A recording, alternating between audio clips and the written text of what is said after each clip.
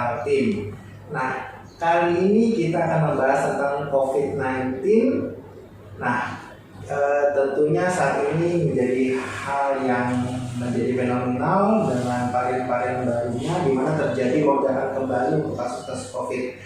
Nah, jadi hari ini saya sudah bersama tamu saya yang luar biasa, Dr. Muhammad Fahreza Wardana. Selamat bergabung bersama kita, Pak Dokter.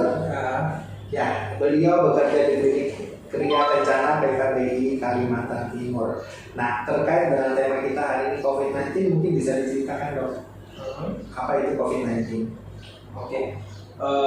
COVID-19 sendiri mungkin sudah setahun setengah kita sudah di pandemi ini, jadi kalau sudah banyak orang tahu. Jadi COVID-19 sendiri merupakan sebuah virus yang salah satunya disebabkan oleh virus SARS-CoV-2 biasanya. Jadi virus ini virus yang tersebar biasanya melalui udara, droplet udara. Batu cairan gitu ya. Biasanya. Jadi makanya itu dapat dibilang alasan pandemi terjadi karena proses penyebarannya yang lumayan gampang. Jadi hanya kita mempersisihan orang, hanya dengan batuk sedikit atau bahkan ngomong itu sudah bisa tersebar. Ya. Jadi sebenarnya juga COVID-19 ini merupakan virus yang memang nama kerennya itu kan dia itu merupakan Severe Acute Respiration Syndrome atau SARS bahasanya, tapi dia itu SARS-CoV-2. Jadi sebenarnya memang ada turunan-turunannya, dan ini kan baru ditemukan di tahun 2019 khususnya di Cina kemarin ya.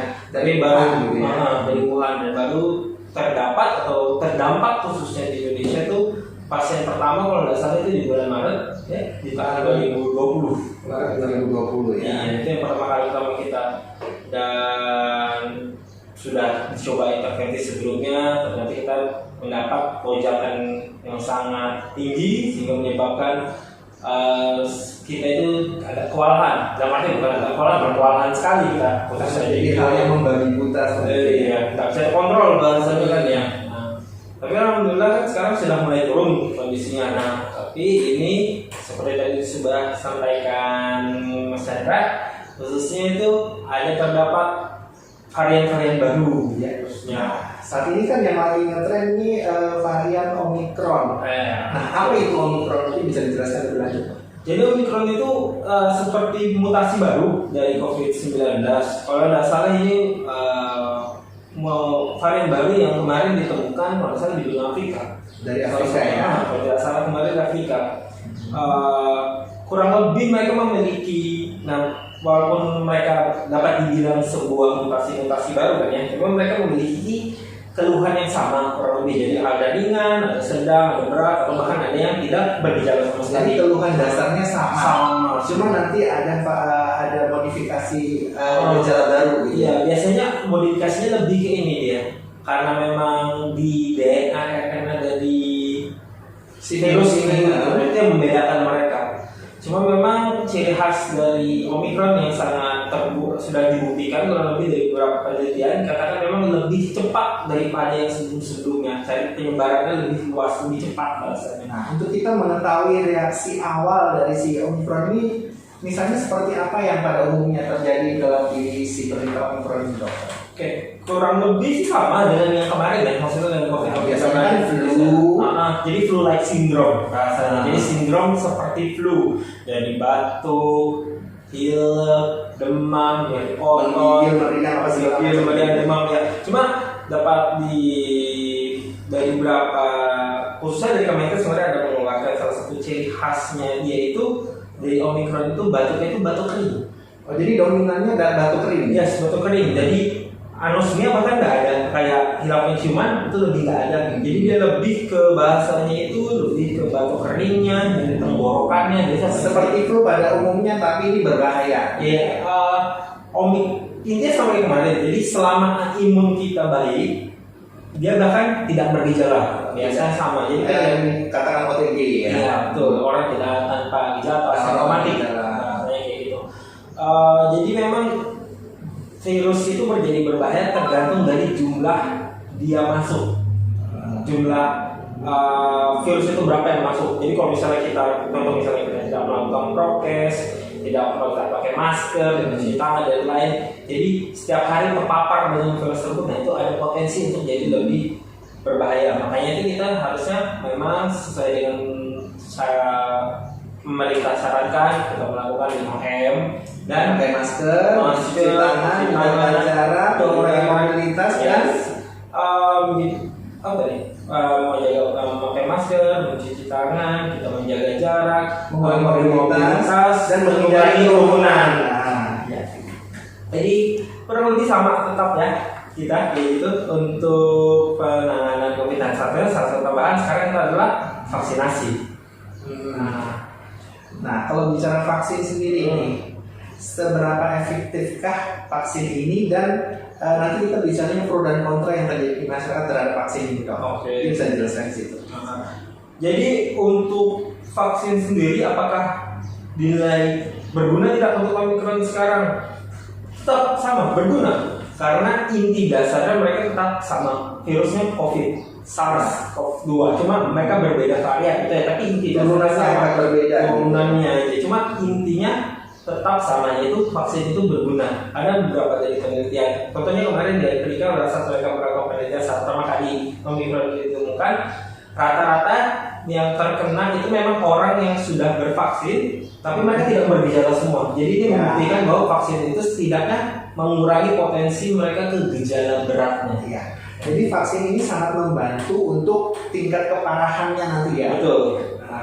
Betul. Jadi memang vaksin itu memang tugas dari vaksin itu adalah salah satunya untuk menguatkan imun kita.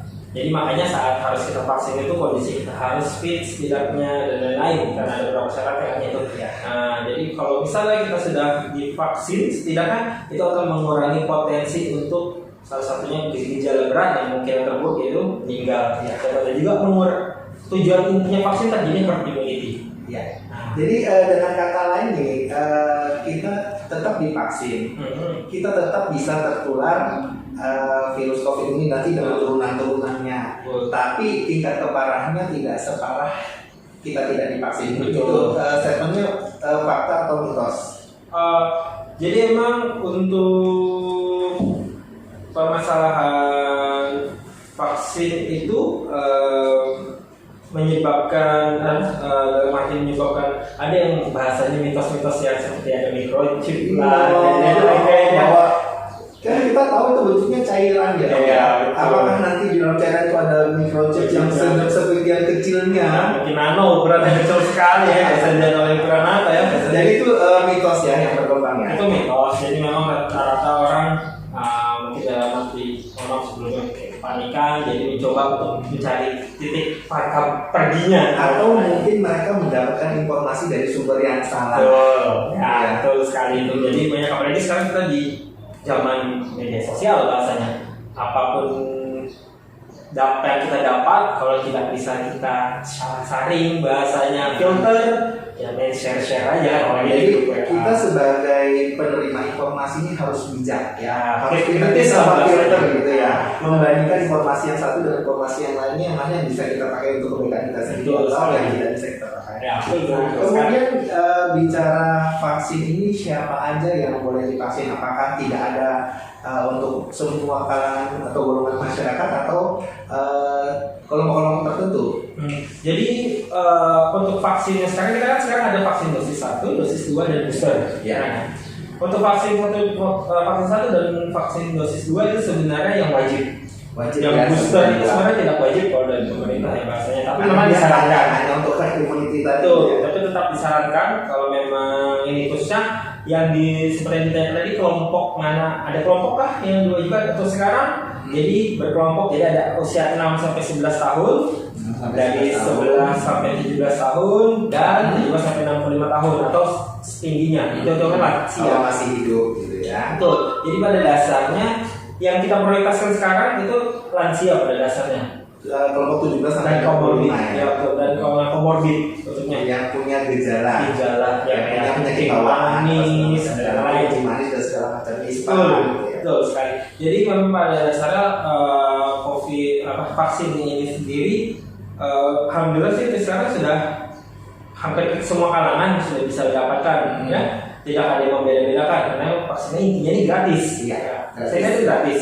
Sekarang ini sangat gratis. Jadi bahkan ada di mana-mana pun, di mana-mana sudah bahasanya vaksin ini disediakan. Jadi tidak ada alasan dalam arti kita tuh tidak vaksin bahasanya kan gitu. Karena sekarang insya Allah sudah terjangkau di mana-mana dan gampang lah didapatkannya. Paling gratis kan bahasanya gitu. Oke, jadi semua kelompok usia juga harus sebetulnya sudah harus divaksin ya. Iya. Nah, tetapi yang sekarang menjadi prioritas adalah lansia dan orang yang dengan COVID-nya. Iya, betul. Nah, mungkin persyaratan apa saja atau kesiapan mental apa saja yang dilakukan oleh orang yang akan divaksin? Oke. Karena kita banyak sekali pro dan kontra, jadi orang yang habis vaksin meninggal atau gimana. Ini mungkin bisa dijelaskan secara ilmiah seperti apa? Oke. Jadi sebenarnya seperti saya bilang, vaksin sekarang kan dari rentang usia 6 tahun itu sudah bisa ke 6 tahun ke atas. Yang belum sekarang kan 6 tahun ke bawah yang memang belum, bayi dan lain masih belum. Oke. Jadi untuk permasalahan apakah vaksin itu bahasanya apakah bisa kita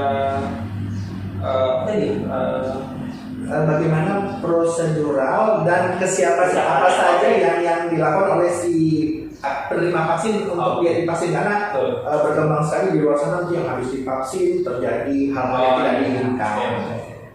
Jadi untuk persiapan vaksin intinya satu, tidak sedang kena COVID dalam arti intinya tidak bergejala bahasanya, sedang bergejala COVID atau intinya sih bodinya sehat, badannya sehat, tidak sakit, ya. Sehat intinya. Iya. Jadi harus sehat jasmani dan rohani. Mentalnya gimana, Dok? Nah, kalau mentalnya dalam arti mental ini persiapan mental ya. Iya, kan kebanyakan berguru itu juga memacu tensi untuk akhirnya terjadi kegagalan dalam vaksin gitu ya. Untuk tenangnya, jadi memang pada vaksin ini memang ada efek samping. Biasanya pada semua vaksin ada efek samping. Itu ada efek samping itu ringan atau maupun efek samping itu berat. Cuma sampai sekarang untuk tidak menenangkan tidak ada data-data yang menunjukkan atau dalam artinya untuk sekarang saya belum ada baca satu data yang terbukti untuk vaksin itu menyebabkan kematian atau hal yang tidak diinginkan, misalnya terjadi kekomaan apa Jadi memang vaksin itu ada efek sampingnya. Salah satunya saya jelaskan efek samping ringannya salah satunya. Jadi efek samping ringannya saya jelaskan tadi ada flu-like syndrome. Flu-like syndrome tadi. Sindrom seperti flu. Jadi kadang-kadang dia itu bisa muncul kayak demam, meriang, pusing, panas kepala, nyeri otot. Kadang-kadang nyeri ototnya juga biasanya nyeri di depan daerah lokasi suntikannya. Linu-linu gitu ya. Nyiluk lah bahasanya. Di bagian badan tertentu. Betul. Jadi emang itu biasa efek samping ringannya. Nah, kayak mana menanganinya? Biasanya menangannya hanya di istirahat kok biasanya. Jadi diperlukan ketenangan diri. Ya. Jadi jangan langsung panik. Don't be panic gitu. Ya, jadi memang makanya setiap kali saya habis rencanakan sebelum vaksin kan kita screening terlebih dahulu. Jadi kita tanya-tanya dulu riwayatnya, apakah ini memang boleh divaksin atau enggak, karena enggak semua orang itu belum tentu orang itu sehat, tapi pas kita tanya-tanya ada minum obat steroid atau apa, ada tes dulu. Tentunya denial itu untuk kebaikan si pasien sendiri ya, untuk menghindari terjadinya kemungkinan yang akan terjadi, misalnya terjadi tiba-tiba dia gimana gitu loh. Makanya salah satunya kita juga setelah screening kita juga menjelaskan, baik Bapak, ini ada vaksin ini ada efek sampingnya. Selalu kami jelaskan, ada efek samping ringan, ada efek samping berat. Efek sampingnya seperti yang dijelaskan tadi, seperti ngantuk, agak hangat sedikit. Bahkan ada orang yang setelah vaksin yang mereka mengatakan sekarang ngantuk, tambah lapar. Itu biasa aja tuh kadang-kadang yang sering bawaan yang lain. Iya, kalau bilang nggak apa-apa, kalau ngantuk ya tidur, kalau lapar makan, itu aja. Nah kemudian kita berbicara di PKBI Kalimantan Timur terkait layanan COVID ini, layanannya berupa apa saja nih, Dok? Untuk permasalahan COVID-nya. Untuk permasalahan COVID-nya sendiri kan kita sudah menyediakan layanan vaksinnya. Vaksinnya berbayar atau gratis? Gratis ya. Gratis. Untuk vaksin sendiri, untuk di PKBI, untuk khususnya di Kimia Farmanya atau PKBI-nya ini kita menggunakan vaksin Sinovac. Ya, Sinovac. Jadi kan vaksin kita ini yang di Indonesia khususnya ada Sinovac, AstraZeneca, Pfizer dan Moderna. Ya. Nah, untuk yang biasa kita pakai sekarang kita ada Sinovac. Nah, tapi 5-5-nya gratis yang saya sebutkan tadi, karena itu program dari pemerintah semua. Ya. Sinopharm,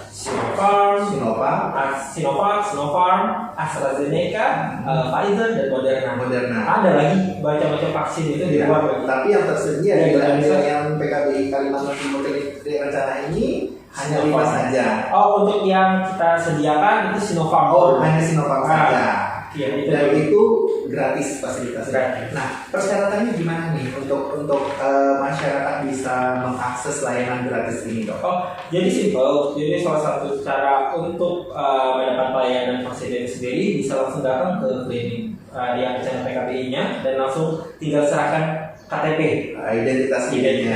Dan kalau sudah didata, nanti biasanya kan kita panggil khususnya untuk mendapatkan pelayanannya. Karena untuk khususnya Sinopharm ini, karena satu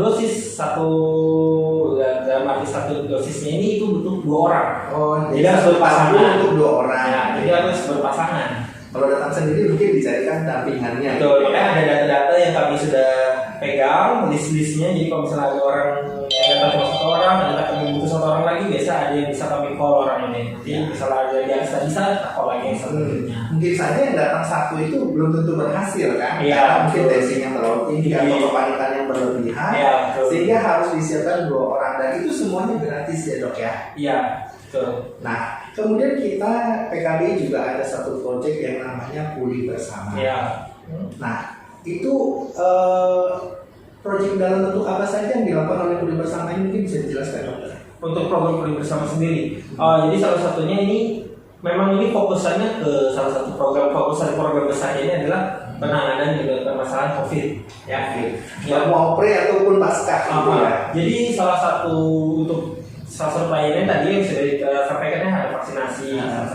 Yang kedua salah satunya itu adalah pemeriksaan PCR, swab antigen salah satunya. Dan itu gratis. Karena di-cover oleh program Pulih Bersama. Betul.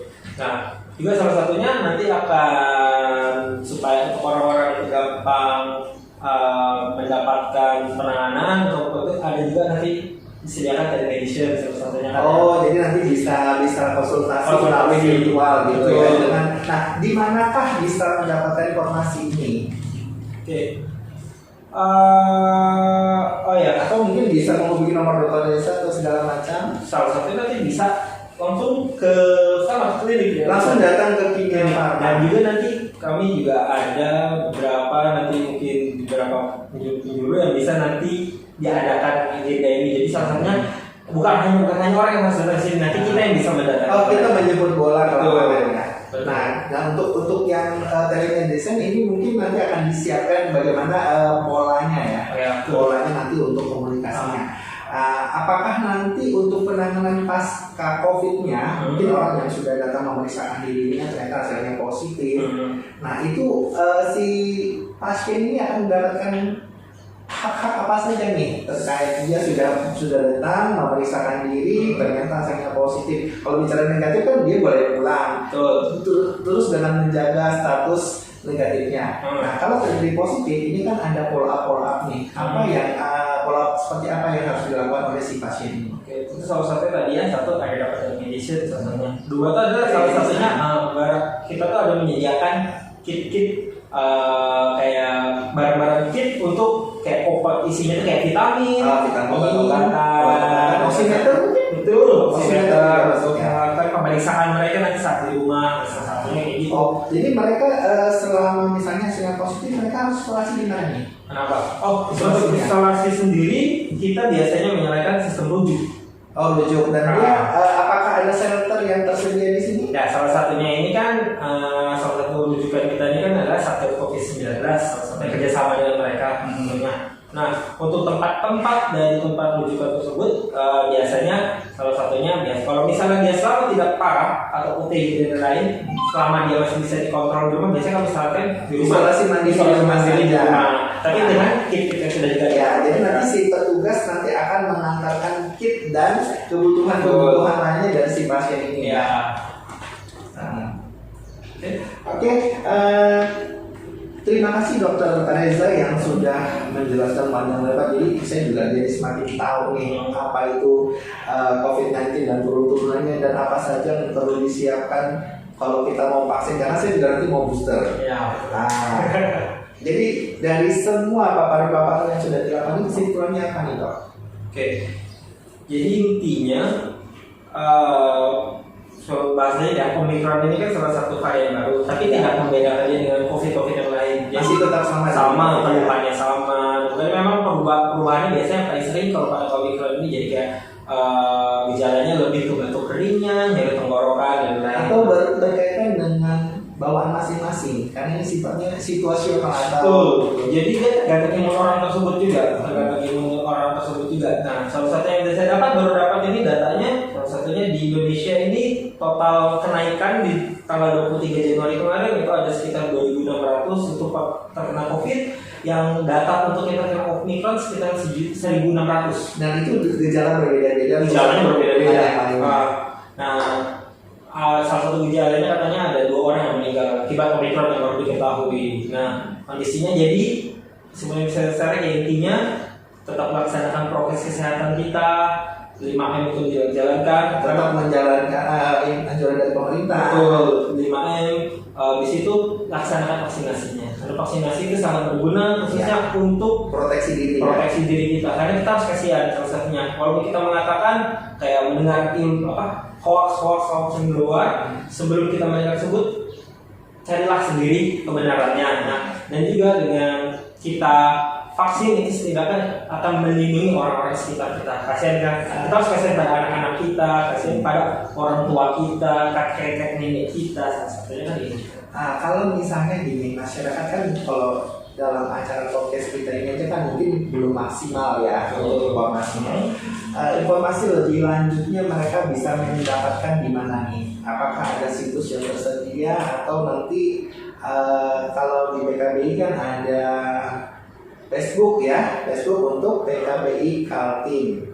Kemudian kalau Instagram kami sendiri itu ada